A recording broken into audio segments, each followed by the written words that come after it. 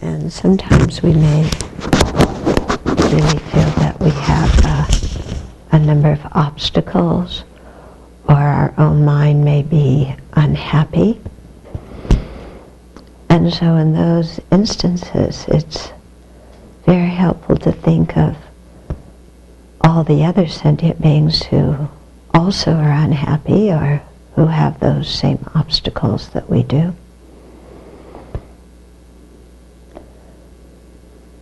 So realizing what we're experiencing is not a solo event in samsara, it's a shared one.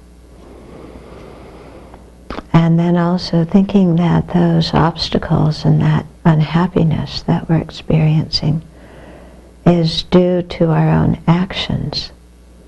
So it's simply a karmic ripening. So that holds true for our own unhappiness and obstacles, as well as the unhappiness and obstacles that others are going through. And see that because these things are caused, there's also a way to cease them. So we can stop the cause. And the cause is our afflicted mental states, and those are rooted in ignorance of the nature of reality. And so understanding that then generate the aspiration to free our own mind of that ignorance through the cultivation of wisdom, and to free the mind of all the other beings who are suffering in a similar way by being able to lead them on the wisdom path. And so in this way, use our present situation as a way to contemplate and generate the bodhicitta motivation, seeking enlightenment for the welfare of all beings.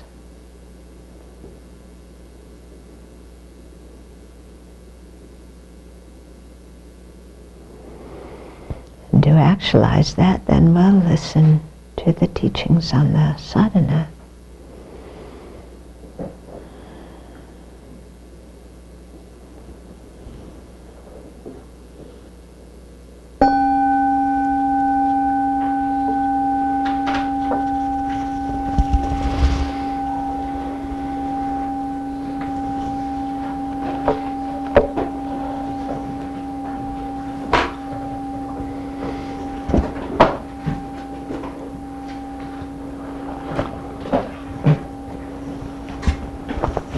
So the idea here in the meditation that we just generated is, even when our mind is unhappy or we're having difficulties, take those difficulties into the path to generate bodhicitta. Okay? Usually when our mind is unhappy, we sit and stew in it. I'm unhappy. I'm really unhappy. I am really unhappy. I can't stand this situation, and these people are doing this and that. I am so unhappy. What am I going to do? Well, if I didn't have this precept to go drink and drug, I might go do that. Might go find a boyfriend, might go to the movies. Yeah. So look for something. Yeah. But you see how we have this pattern of stewing in our unhappiness. We just sit there and recite the mantra, I'm unhappy. Don't we? I'm unhappy, I'm unhappy, I'm unhappy. Yeah? And we don't try and do anything. We just I'm unhappy. And then we cite the Dharma. Well, they said to accept whatever is and don't fight it. So I'm unhappy. I'm unhappy. I'm unhappy. I'm accepting it. I'm not fighting it. Okay. That doesn't work, does it? That's not the correct understanding. Yeah? don't need to cultivate our unhappiness. Yeah. So it's very helpful, to try and break that emotional habit. Yeah, because all it is, stewing in our unhappiness is just a habit. It's not reality. We think it's reality. But just examine it. It's just a habit. That's all. Yeah. And so instead of stewing in that habit, then look at it. Why am I unhappy? Yeah. I'm unhappy because of my own non-virtuous actions created in the previous lives. Yeah. So if I don't like the resultant unhappiness, then I should stop creating the cause for that. So in this life, I'm not going to, I'm going to have a strong determination not to get involved in non-virtuous activities. Yeah. And I'm not the only one who's unhappy. There's a whole planet full of unhappy people. Duh. When we're unhappy, we think we're the only one. And so think, all these other people are unhappy too. And what are they unhappy about? And start thinking about the situations they're in that they're unhappy about. And that usually helps a lot to put our own unhappiness into perspective. Yeah. Because I think of, somebody, a Somalian refugee, well, I'm unhappy because I had to leave my homeland and I went across this area where all these troops were trying to capture us, but I made it through that and I got to a refugee camp, but they don't have enough food there. Now that unhappiness, is it's a little bit different than my unhappiness. And I think of the fear that person, went through, and the total feeling of insecurity, completely depending on others. Yeah. And then all the interferences to the aid groups, getting them food, and the fear they have living in the camp, and the uncertainty about the future, and not knowing where their families are. Yeah. And then that usually helps me put my own unhappiness into some kind of perspective. Okay? And then think, well, just as my unhappiness comes from my negative actions, their unhappiness comes from their negative actions. And we're all, bound by our afflictions and the karma that we created under their influence. So that's why it's really important to renounce cyclic existence and generate the determination to be free. To get out of this. And because I'm thinking not only about my own samsara, but everybody else's, to do something to help everybody else get out as well. And then, then pretty soon you're thinking about bodhicitta. And when you think about bodhicitta, your mind cannot be unhappy if you're really thinking about bodhicitta. Yeah. Yeah. Because bodhicitta gives you so much optimism and so much hope and so much energy, because you see that there's the possibility to do something. Yeah. Things may not happen quickly, but, it's possible to change situations. So we have a very upbeat attitude. And when we have that kind of attitude, then somehow you can't have mental suffering at the same time. And even our physical suffering doesn't seem so great at that time. Okay? So think about it. And then think about how Chenrezig feels. think it's quite interesting, especially when you do the self-generation practice. You're thinking about, well, what does it feel like to be Chenrezig? So here's Chenrezig trying to help all sentient beings attain enlightenment, and sentient beings are just resisting him like mad. Chenrezig says, he's holding his mala and says, recite the mantra. And all these sentient beings go, I don't have time. My life's too busy. Chenrezig, you just don't understand what my life is like. And he says, well, to do one mala takes maybe at the minute at a most. Can you find a minute to recite a mala? No.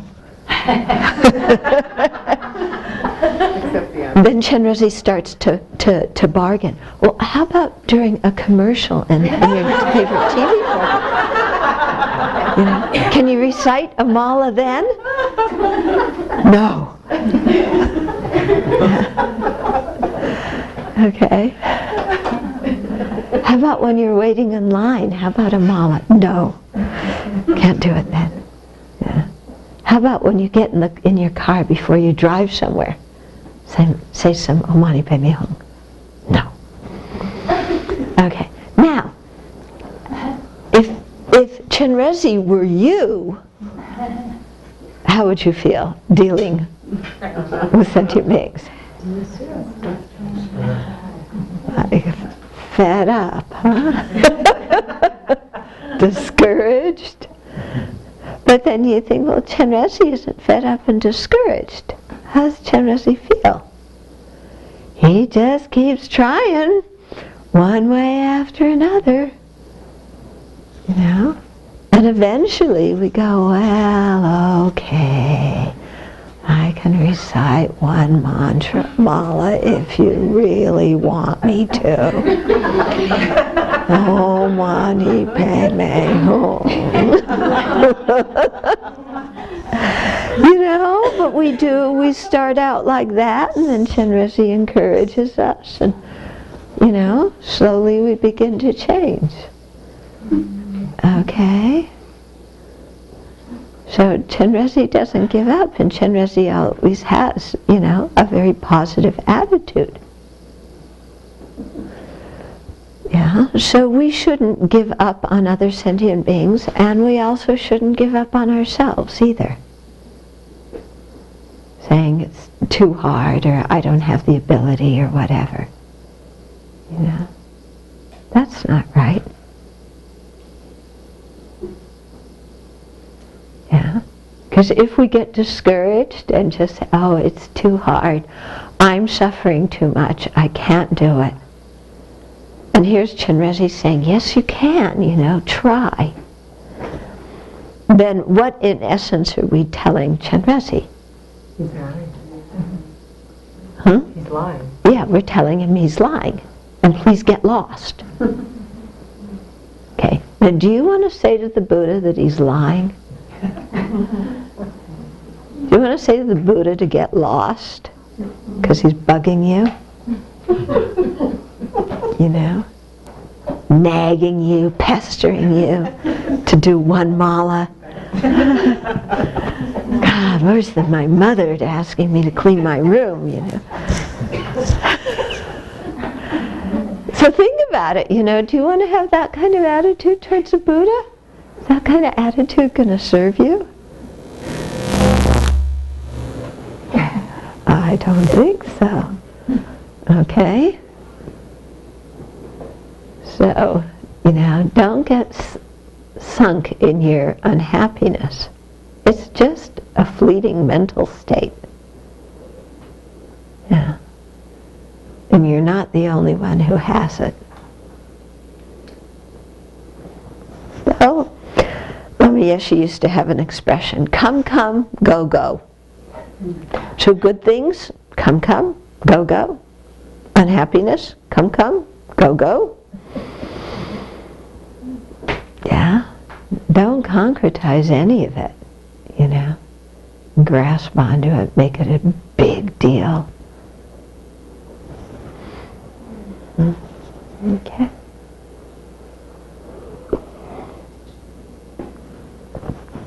Okay, so yesterday we did the first 3 of the 7 limbs. Okay, prostration, offering, and confession. So today's the 4th one. It says, and I rejoice in the virtues of all holy and ordinary beings.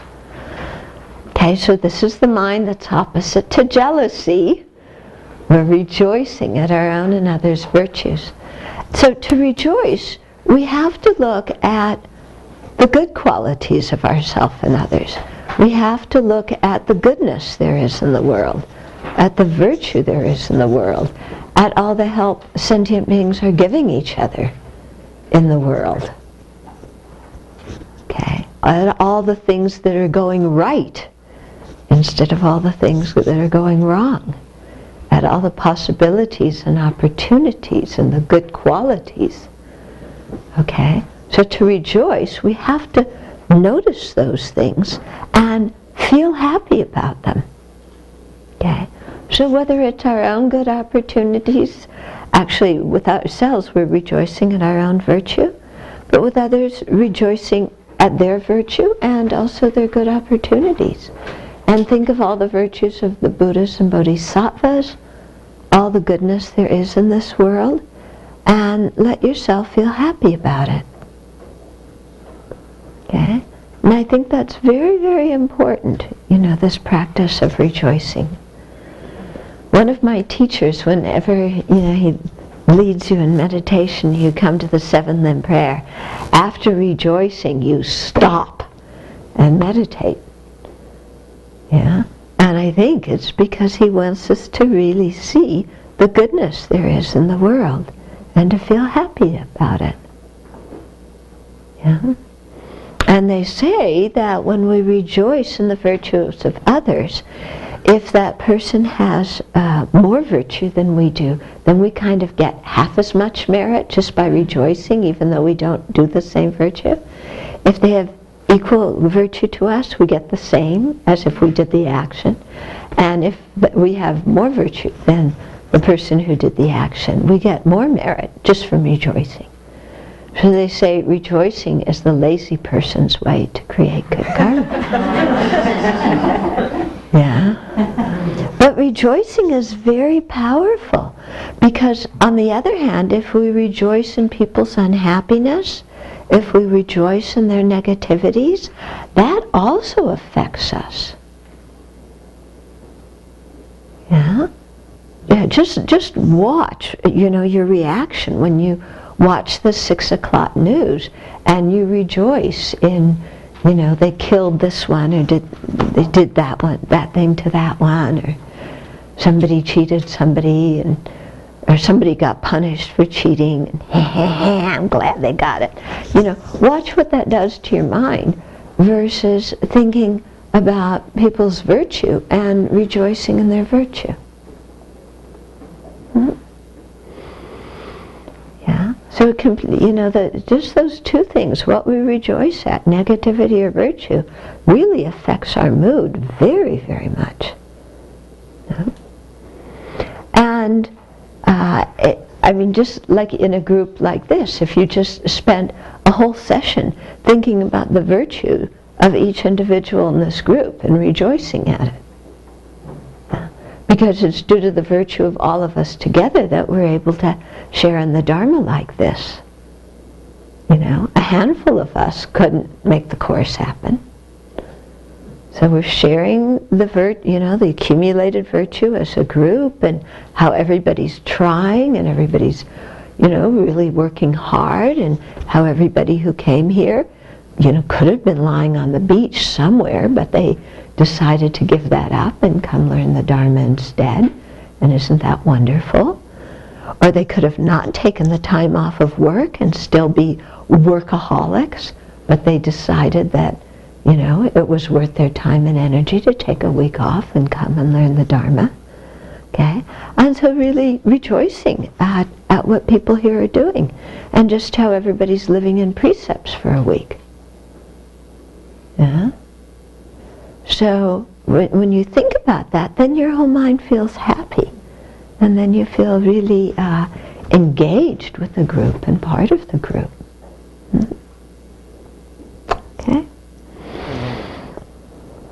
And then the next one is, it says, please remain until samsara ends. And the one after that says, and turn the wheel of Dharma for sentient beings. So the first one is requesting our teacher and the Buddhas to please reside till samsara ends. Don't abandon us. And the sixth one is for them to continually teach.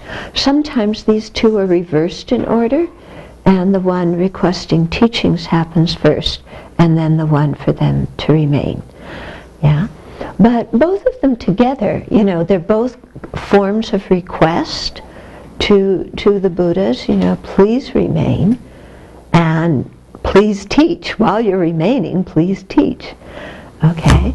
And so these two requests are very, very important because they help us to really value what we have and not to take what we have for granted. Yeah? And to realize that if we want to learn the Dharma, we have to request and we have to put some energy into it. Yeah? That it's not the responsibility of our teacher, or of the Buddha, or of some bodhisattva to kind of come around and say, hey, come on and learn the Dharma. If you come, I'll give you $50. But that's not the job of the teacher, But it's our job to request teachings and to request with sincerity. Why? Because we see the value of receiving teachings. And we see it's really important. And I especially feel this one quite closely because when I started practicing the Dharma, there were hardly any books in English. There was Govinda and Lobsang Rampa.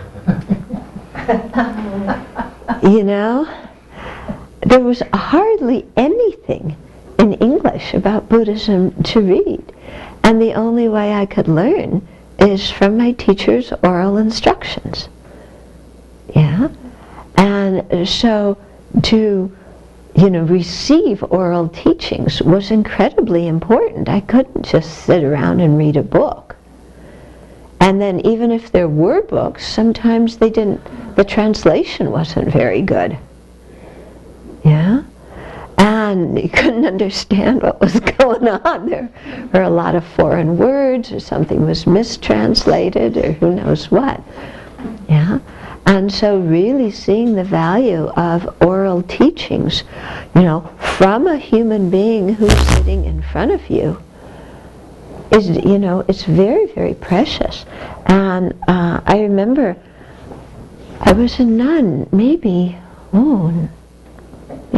just 2 years, and then I got sent to Italy, and there was no teacher there, and I just felt totally deserted. Not only no teacher, but you've all heard of my ordeal with the macho Italian monks. So I really began to value having teachings, and in my daily practice I spent a long time on these two. Please remain until samsara ends, and please teach. Yeah? Okay, so it's very important for us to not take the Dharma for granted. And not take the presence of the Buddha in our world and the lineage of his teachings for granted. No? But to realize that our requesting them is something that makes them come about. Yeah?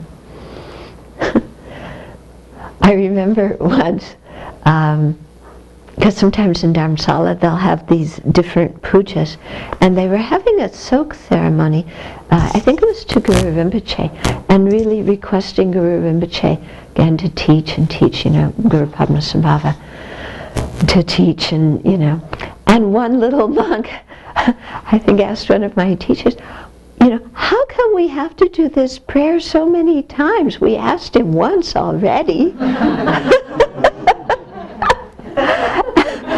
his teacher said, well, you know when you really want candy, how you ask your mom over and over and over again? So it's like the same thing.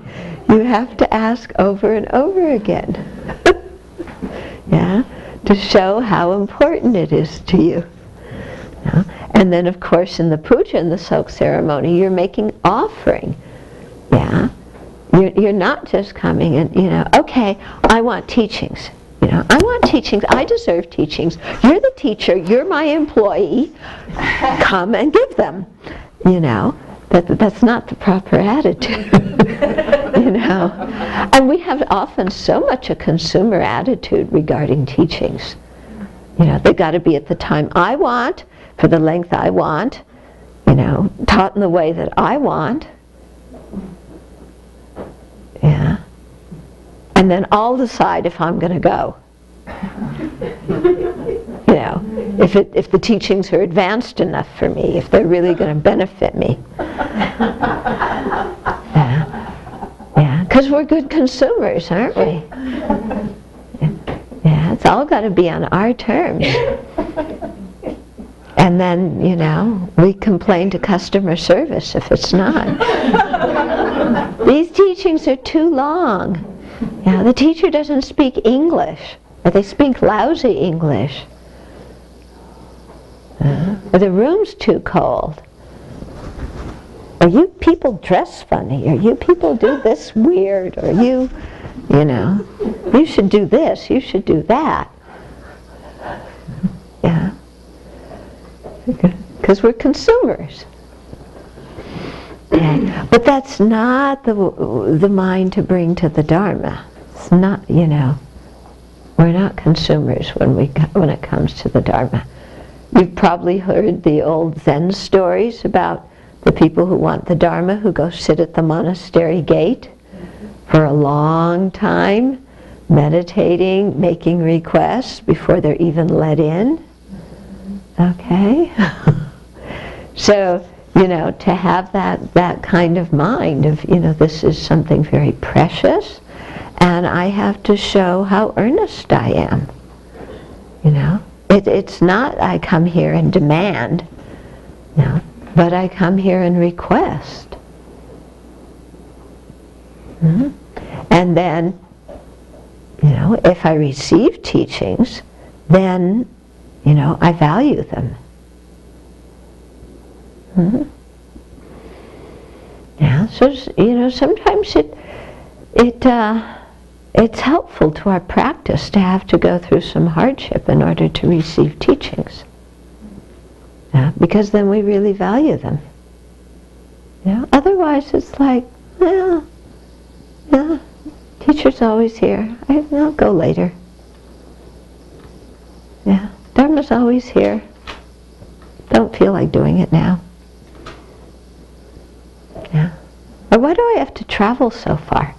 I have to drive a half an hour across town to get to this teaching. Why isn't the Dharma Center near where I live? To drive an extra half an hour there, an extra half an hour back, that's just, what a waste of time. Yeah, I went halfway around the world because there weren't any centers in America when I started. Okay, there were some temples, but they were all in Chinese or Japanese or Vietnamese. I didn't speak any of those languages. Yeah, so I had to go to Nepal and India.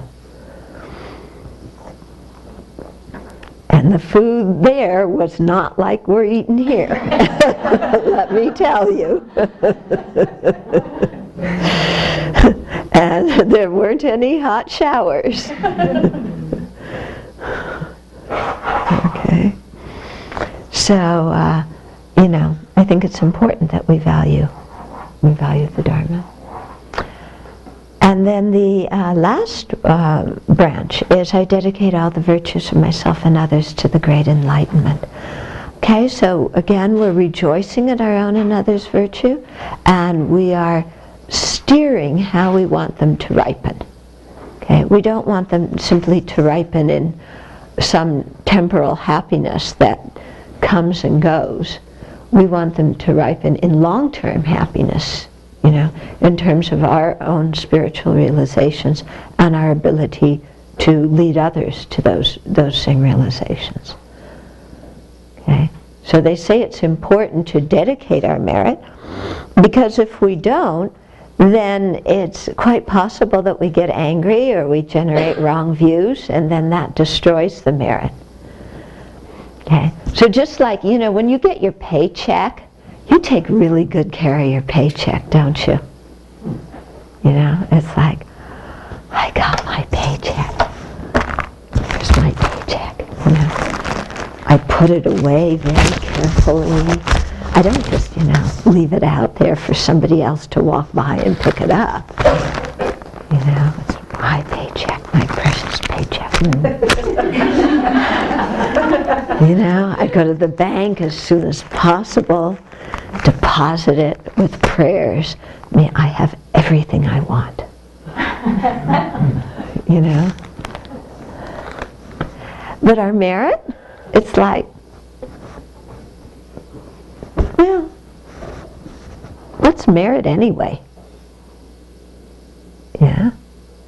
Well, what's money anyway? And if you don't understand that now, you know, money is pieces of paper. That's all. So do you want merit stickers? Yeah. Do we need something tangible? You did this meditation session, so you got, you know, 2 gold stars. And now with my merit stickers, I'm going to dedicate it for full enlightenment. Okay. So, you know, merit isn't anything that has form, but it's still something that exists. It's something very, very precious. Yeah? So we should take care of it by dedicating it. Okay. Any questions so far? Yeah. Just a comment, like you were saying about the teacher doesn't have good English. If you keep showing up, the teacher's English magically improves. It's true, isn't it? Yes. If you keep showing up, their English just gets better. Mm-hmm. Mm-hmm. I also just have a comment about the gold stars. I was going to say that when I'm having trouble getting myself to actually practice each morning, I make myself a chart and I give myself gold stars, and it actually works. Yeah.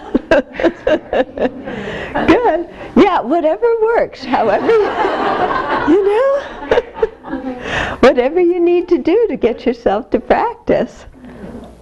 It's good. You know, because that's a way of acknowledging that you did something that you want to do. You want to do that's good for you. Yeah? Yeah. A quick comment and then observation, but you know, the Catholic Church actually used to issue merit. I forget what they call them, but for people that did the crusades and stuff, that people could use them to get into heaven or get special favors and stuff. So it's not a bad idea. But,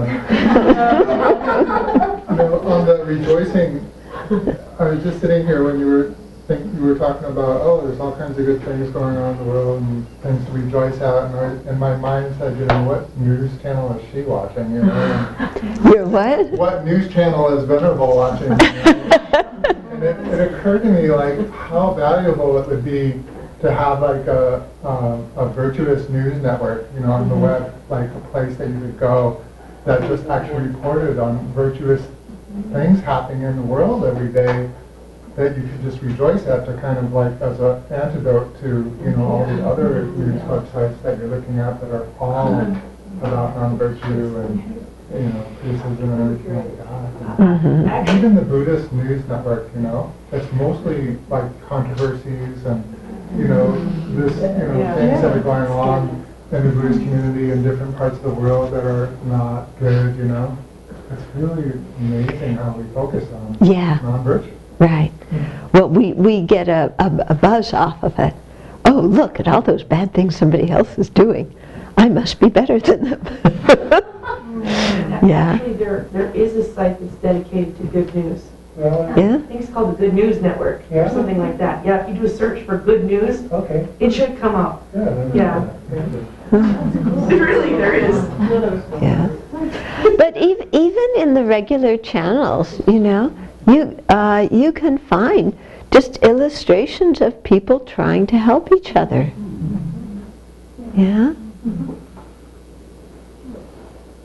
Okay. Mhm. I get this, I don't know if anybody else has this feeling, but when I do this, and I get to the point of please stay, and turn the wheel, I get really worried.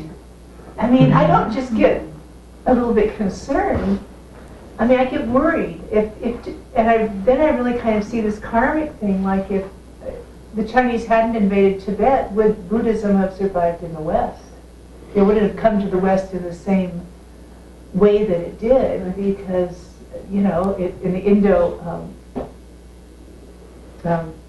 area, it was overwhelmed. It's been, pushed out and pushed further east. And so it gets really, really real for me. I mean, it's probably my anthropological studies, that I look at the way things go, and do we have a chance to actually rekindle and regenerate the enthusiasm that, my trail will be here, that we'll have all these things happening, in future eons. I don't know if anybody else gets there, but I get actually kind of like seeing it from this level up here, looking down, going, oh boy, we gotta do it, Yeah, well, you see what's happened in, communism especially, how it's ravaged Buddhist countries.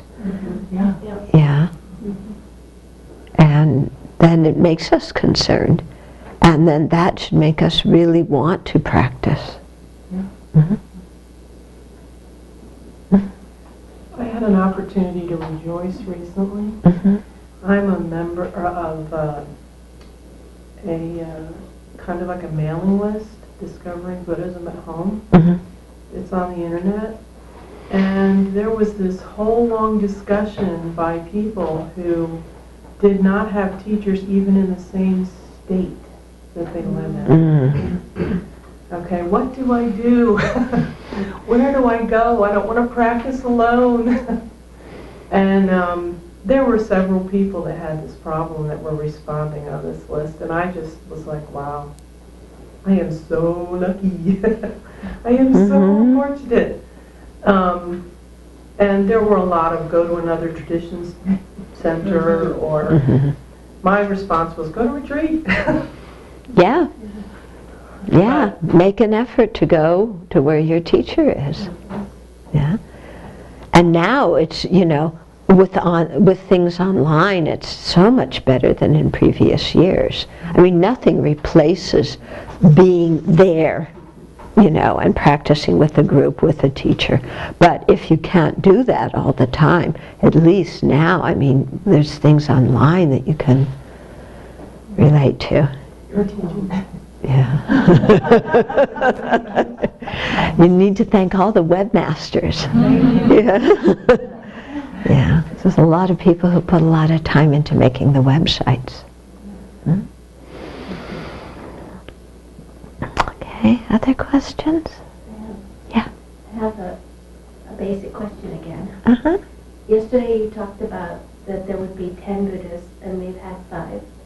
Oh, in this fortunate eon, there's going to be 1,000 Buddhas. Okay. And Shakyamuni Buddha, the one in our historical area, is the 4th. Oh, okay. Well, I had totally. Yeah. Yeah. When you say, practice and keep at it, I find that when I meditate, I flounder. So You what? I flounder. My mind just goes haywire, or I fall asleep. Oh, that's normal. Okay. It's kind of discouraging for me, because it seems like I just, like, it goes on one train, and then it goes on another, and then it goes on another. So, I mean, I guess that... Yeah, this is the difficulty that everybody experiences at the beginning of practice. The mind cannot focus, or it's Yeah. So one thing that's very this is one of the reasons why I made that whole set of guided meditations, because if you listen, then periodically there's this voice that says, now think about and you have to wake up to think about or you have to come back from Never Never Land to go to the next point. Yeah. So this is one benefit of having the taped guided meditations, or when we're here in a group, having somebody who leads the meditation and guides the different points, because somebody's voice helps you come back. Okay? This problem that we have in focusing, this is also one of the reasons why we do a lot of purification. Because we have a lot of karmic hindrances and a very uncontrolled mind. And so the purification practices are very much designed to help us, cleanse these kinds of obstacles. Yeah. It's not that they all go away completely, instantly, but we learn to get a handle on them. Okay. Okay, then the next thing in the sadhana is the mandala offering. And so this is based on the ancient Indian view of the structure of the universe.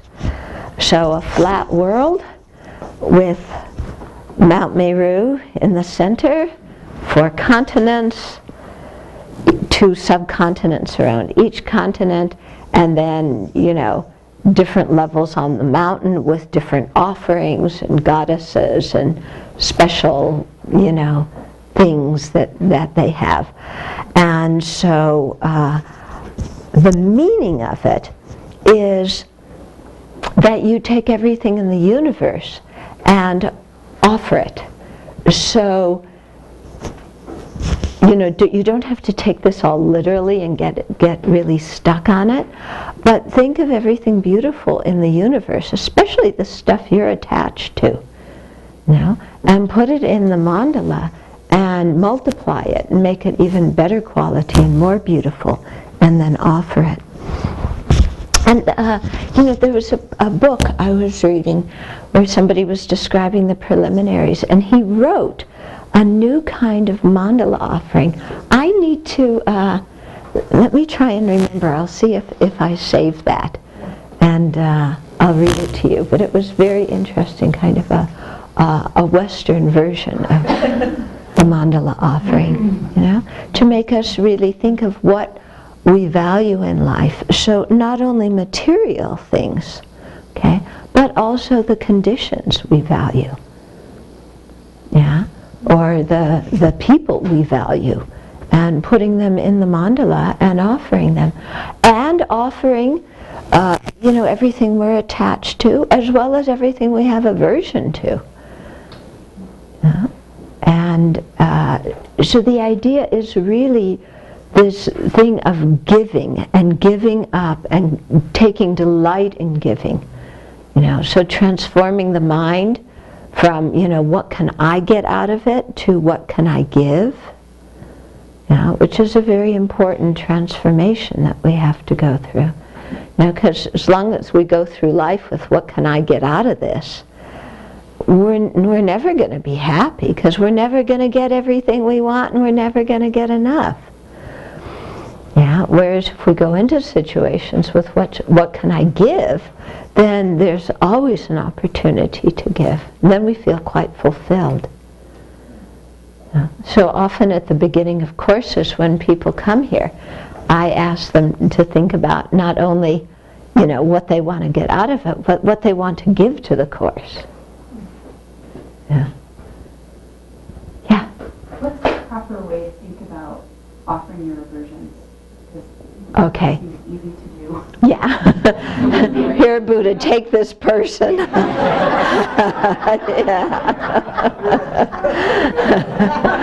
offer him 100 times over.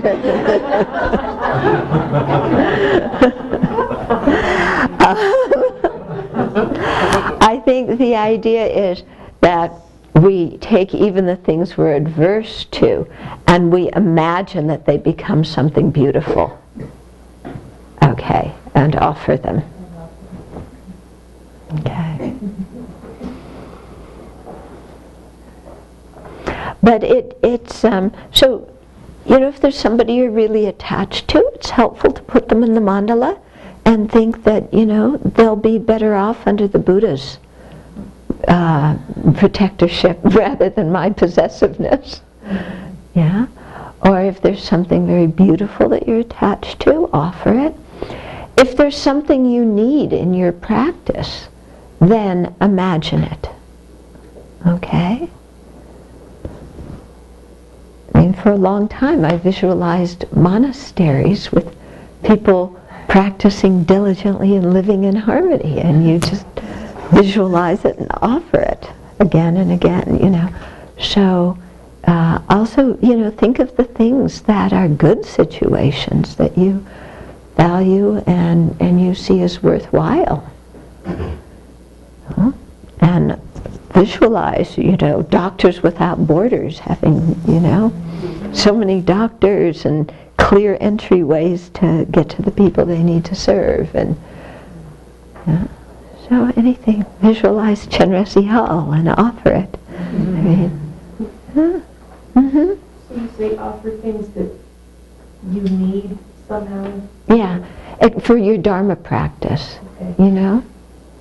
Sometimes you may want to go to a teaching and, you need a way to get there, or you need a certain text, or you need a Dharma situation to practice it.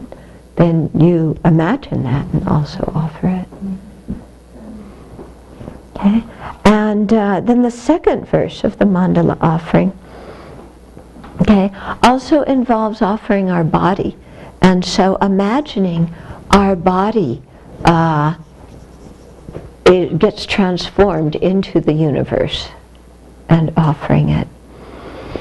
So this is a very good visualization for attachment to your body, which we all have. But, when we're really clinging to our body, when we worry a lot about our body, some people really worry so much about their body and their health, and they're uncomfortable, or, they don't feel well, or, a lot of attachment to the body.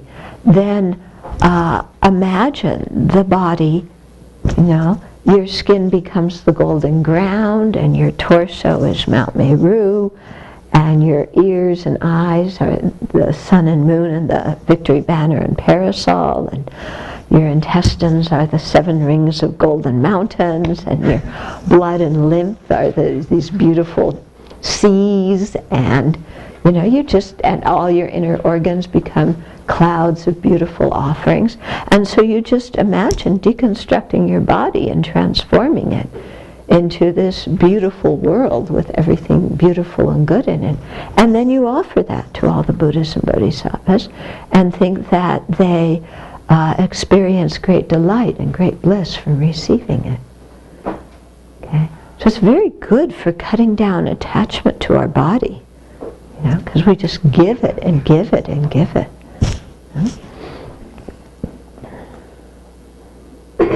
And then, when you put everything in the environment and you've offered it to the Buddha, then, you can't use these things again real selfishly, because they all belong to the Buddha. Yeah? So then you become more aware of, how am I using the different objects in my environment that I've already offered to the Buddha? So I can't, just think this is mine in the same way, because I've offered it, mentally I'm offering it. I'm still using it, but I'm using the Buddha's possessions, so I have to use them wisely and kindly and not frivolously, and not with a lot of sticky greed and attachment. Okay?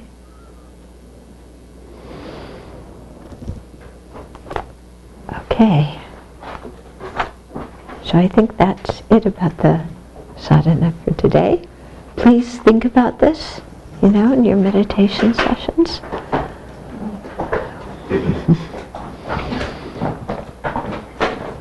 And try this visualization of, with your body and the world and offering the whole thing.